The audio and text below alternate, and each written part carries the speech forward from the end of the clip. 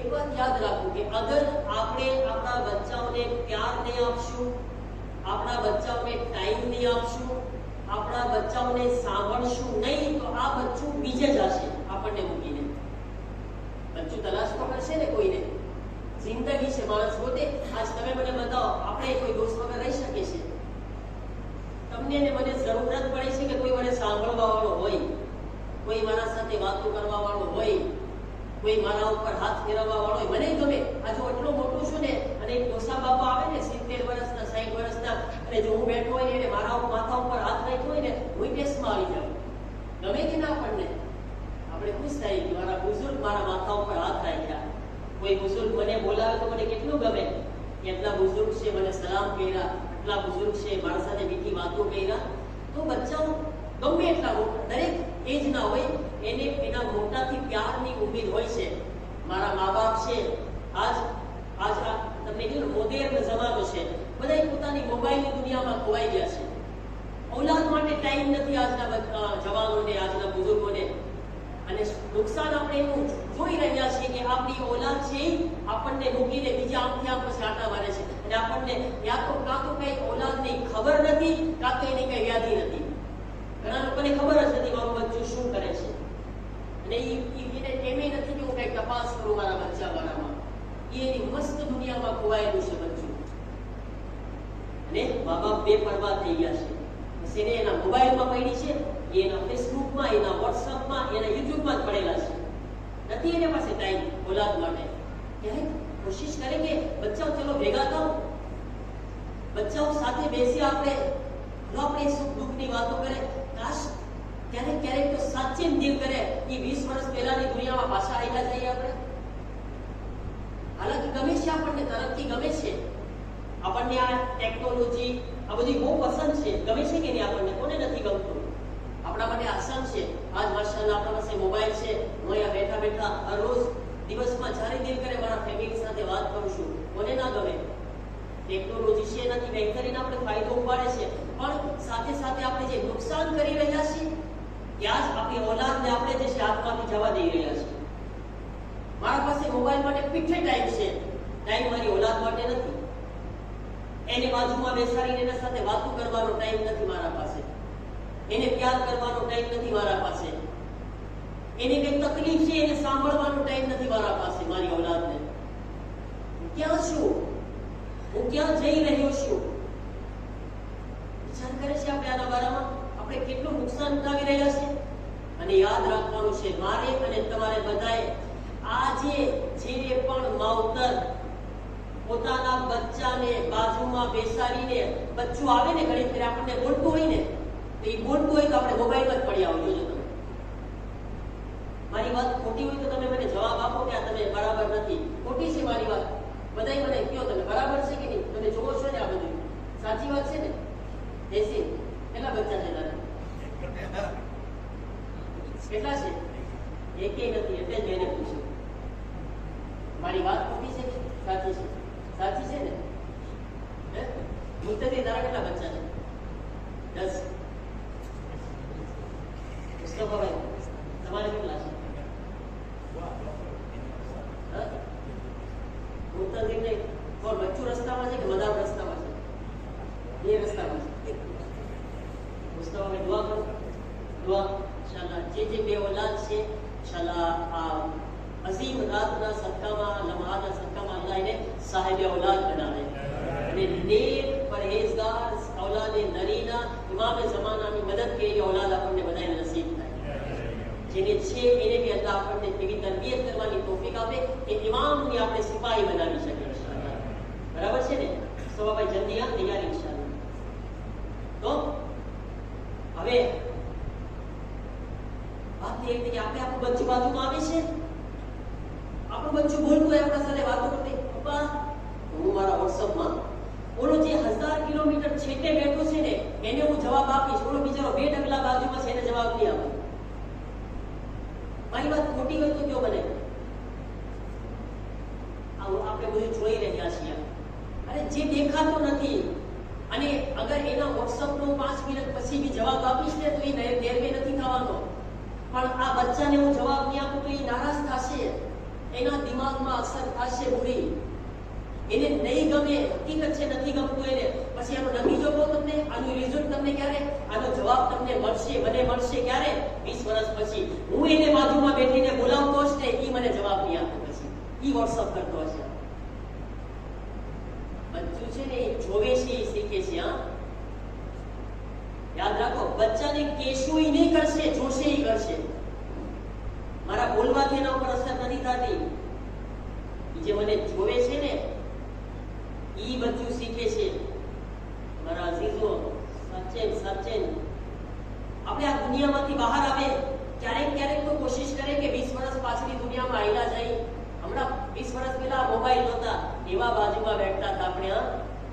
અને એવું નથી, બચ્ચાઓ સાથે તો વાત જ નથી કરતો ને આજે. બધાય માશાલ્લાહ 20 વર્ષ પહેલાના છે, પણ પાછો પછવાડે કેટલા વર્ષનો છે? તું આ ચશ્માવાળા ભાઈ, તું મને લાગે 20 વર્ષથી નીચે છો ને? એ વિચારો કે 20 વર્ષ પહેલા જન્મ હોય છે ખબર જ નથી, હશે 20 વર્ષનો, એને કઈ ખબર નથી વિચારાની. પણ કેટલી સારી એક દુનિયા હતી, મીઠી. આપણે બધા બેસતા હતા, વાતો કરતા હતા, એકબીજાને ટાઈમ આપતા હતા. માવતરની બાજુમાં ભાઈઓ બહેનો કેવી આબાદ રમત રમતા હતા, દોડતા હતા. અને હવે એક જ રમત છે, ઘરમાં બેઠા હોય તોય તે મોબાઈલ લઈને ગેમ રમતા હોય.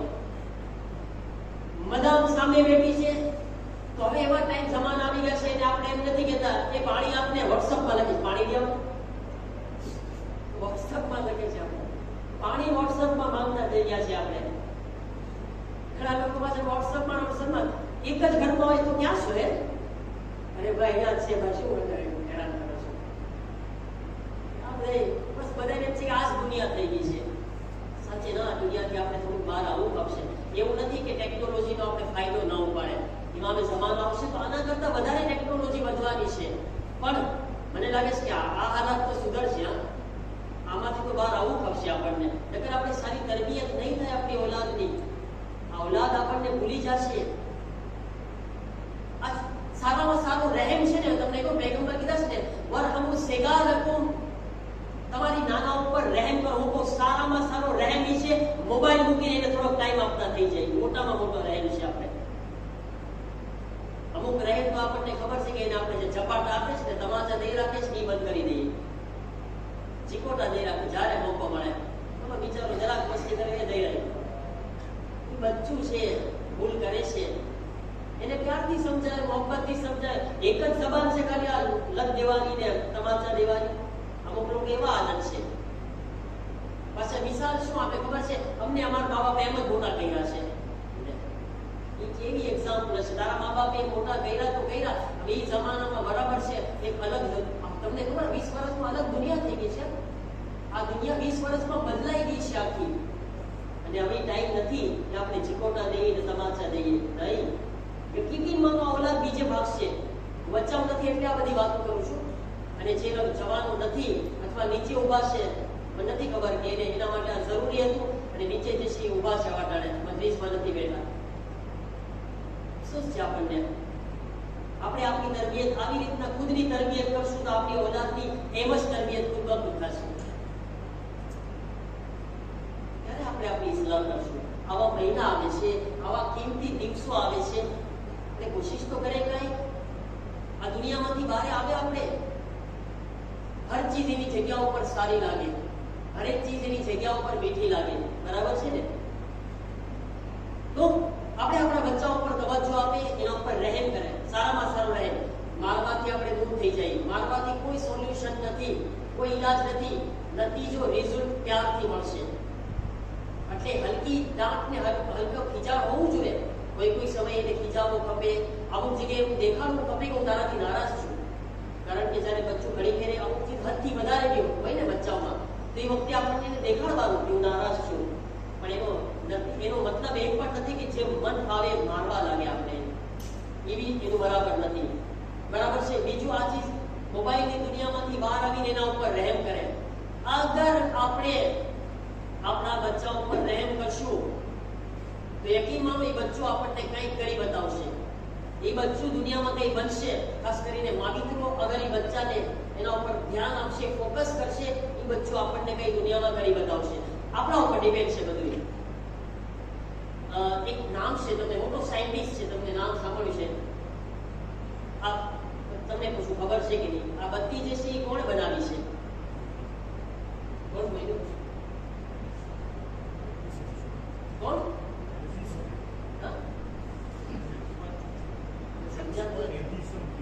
એડિસન, થોમસ આલ્વા, આખું નામ થોમસ આલ્વા એડિસન, બરાબર છે? હા, બરાબર છે, એડિસન, પણ આખું નામ છે થોમસ આલ્વા એડિસન, બરાબર છે? ઈ માણસે, તમને ખબર છે, ઈ માણસ જ્યારે સ્કૂલ ગયો તો સ્કૂલની અંદર ઈ માણસ ખોટ હતો, સાવ ખોટ, એને કઈ નહોતું આવડતું, થોડી એજ બી નાની હતી અને કઈ એને મગજ કામ ન કરે, ભણવામાં જાય એકદમ એવો ખોટ કે ભણવામાં ધ્યાન જ ના આપે. એના ટીચર એનાથી કંટાળી ગયા, એના પ્રેફ, એના મોલ્લી કંટાળી ગયા. એને એક કાગળ આપ્યો, એમાં કઈ લખ્યું, એને એ કાગળમાં એમ લખ્યું અને કીધું આ કાગળ તું બંધ કરીને લઈ જાજે અને તારી માને આપજે, તારી માં જ વાંચ્યા, બીજું કોઈ ના વાંચે. એને ના પાડી, તું ના વાંચે. ટીચર કીધા તારી માં વાંચે, તું ના વાંચે, તારી માના હાથમાં આપી દેજે. એની માં પાસે કાગળ લઈને ગયો ટીચરનો, મોર્નિંગનો, અને માં જઈને એના હાથમાં આપી દીધું કાગળ. એની માએ કાગળ વાંચ્યો, એની અંદર ટીચર શું લખ્યા હતા? એના પ્રેફ લખ્યા હતા કે તમારો છોકરો પેલું તો નાનો છે અને જરાય એના અંદર લાયકાત નથી પડવાની. આપણી ભાષામાં કીધું ઠોઠ માણસ છે, એ જરાય એને નથી આવડતું કાંઈ, એ જરાય હોશિયાર નથી, અને અમારી સ્કૂલ આવા ઠોઠ છોકરાને ના ભણાવી શકે એમ કીધું. આ ટીચરના શબ્દો છે, અમારી સ્કૂલ આવા ઠોઠ છોકરાને ના ભણાવી શકે, બહેતર તમે એને ઘરે જ ભણાવો. એની માને લખ્યું, એની માં કાગળ ખોલી, લખ્યું છે શું? કોણ બોલશે? શું લખ્યું હતું અંદર? કોણ બોલશે? બોલો તો, શું લખ્યું હતું? હમણાં હું બોલ્યો, શું લખ્યું હતું? છોકરો ઠોઠ છે, અમારી સ્કૂલ આવા ઠોઠને ના ભણાવી શકે, બહેતર તમે ઘરે એને ભણાવો, બરાબર છે? અમે આવાને આની અંદર કઈ છે જ નહીં, આ લાયક છોકરો નથી અને લાયકાત નથી, હવે ના ભણાવે, ઠીક છે? એની માએ કાગળ ખોલ્યો, પોતે વાંચી લીધું, પછી કહે છે તારા પ્રેફ એમ લખે છે કે આ છોકરો એટલો હોશિયાર છે કે આવા હોશિયાર છોકરાને ભણાવવાની અમારામાં લાયકાત નથી. એની માં કહે છે આ છોકરો એટલો હોશિયાર છે, અમે આવા હોશિયાર છોકરાને નહીં ભણાવી શકશું, અમારામાં આટલી સલાહિયત નથી, અમે આવા લાયક નથી કે આવા હોશિયાર છોકરાને ભણાવે, બહેતર તમે એને ઘરે ભણાવો. છોકરો ટેન્શનમાં આવી ગયો, કાંઈ વાંધો નહીં દીકરા, જો તારા તો કેટલા વખાણ થાય છે, હાલ હું તને ભણાવું. ઈ માએ ઈ છોકરાને ભણાવવાનું ચાલુ કર્યું અને ઈ છોકરાની અંદર બે ચીજ આવી, એક સેલ્ફ રિસ્પેક્ટ, પોતાનો ehtiram કરતા શીખ્યો, બીજું સેલ્ફ કોન્ફિડન્સ, પોતાના ઉપર ભરોસો કરતા આવડ્યું એને. જ્યારે આ બે ચીજ આવે ને બચ્ચામાં, સેલ્ફ રિસ્પેક્ટ, આ બધાને વાલી હોય, મોટા નહીં હોય. હું બચ્ચાની બે ehtiramની કરીશ ને તો બચ્ચાને દુઃખ થશે, કેમ? સેલ્ફ રિસ્પેક્ટ છે એના અંદર. મારી કોઈ બેઇજ્જતી કરે મને ગમશે નહીં, ગમે, મારું દિલ કરે એને ઝૂકો દઈ રાખું, ઠીકો દઈ રાખું, ગુસ્સો માં આવે. શું કામ? મને મારો ehtiram વાલો છે, બરાબર છે ને? એ બચ્ચાને બી વાલો છે, એ કઈ બીજું કરી નહીં શકે, પણ અંદર રાખશે, બધું અંદર રાખશે. સેલ્ફ રિસ્પેક્ટ અને સેલ્ફ કોન્ફિડન્સ, પોતાના ઉપર ભરોસો કરતા જ્યારે બચ્ચું શીખે, આનો નતીજો ઈ આવ્યો, ઈ બચ્ચું જેને પ્રોફેસર કીધા હતા ઠોઠ, અમે ના ભણાવે, ઈ બચ્ચું માના એક જુમલાના કારણે 13 વર્ષની ઉંમરમાં બત્તીને શોધ કરી નાખ્યો. કેટલા વર્ષનો હતો જ્યારે બત્તી પોતે બનાવ્યો? 13 વર્ષમાં. એક જુમલો માનો, માં એક તમાચો દીધો હતો સાહેબ, થોમસ આલ્વા એડિસનને શું થાય ખબર છે? બત્તી તો શું, બિચારો પોતે અંધારામાં બેઠો હતો,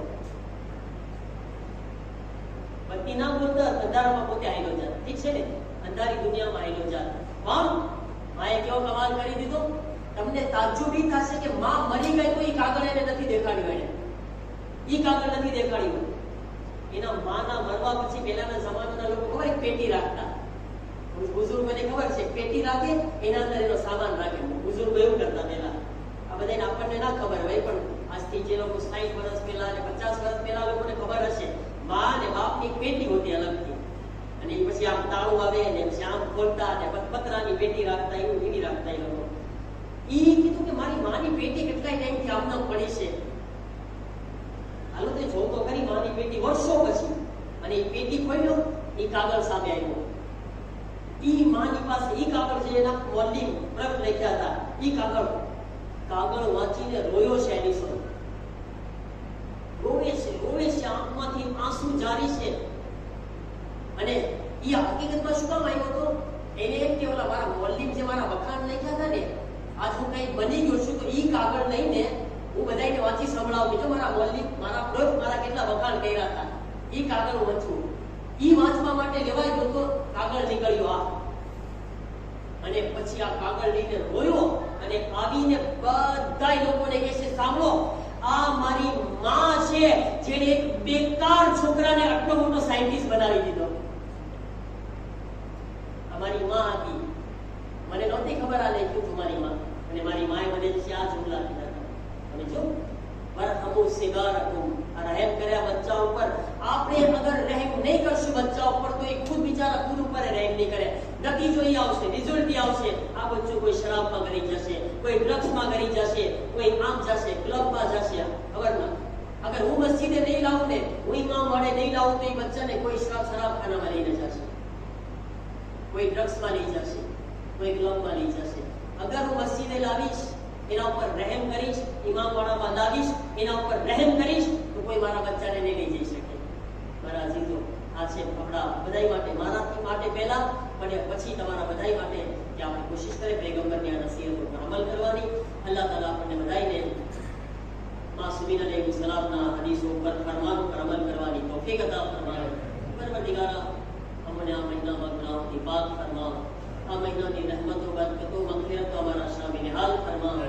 મારા અલ્લાહ તમામ મોમિનીની હાજતોને પૂરી ફરમાવો, રોજીમાં બરકત અતા ફરમાવો, પરેશાનીઓને દૂર ફરમાવો, મરીઝોને શિફા અતા ફરમાવો, જવાન દીકરા અને દીકરીઓ માટે સારા રિશ્તા ફરાહમ ફરમાવો.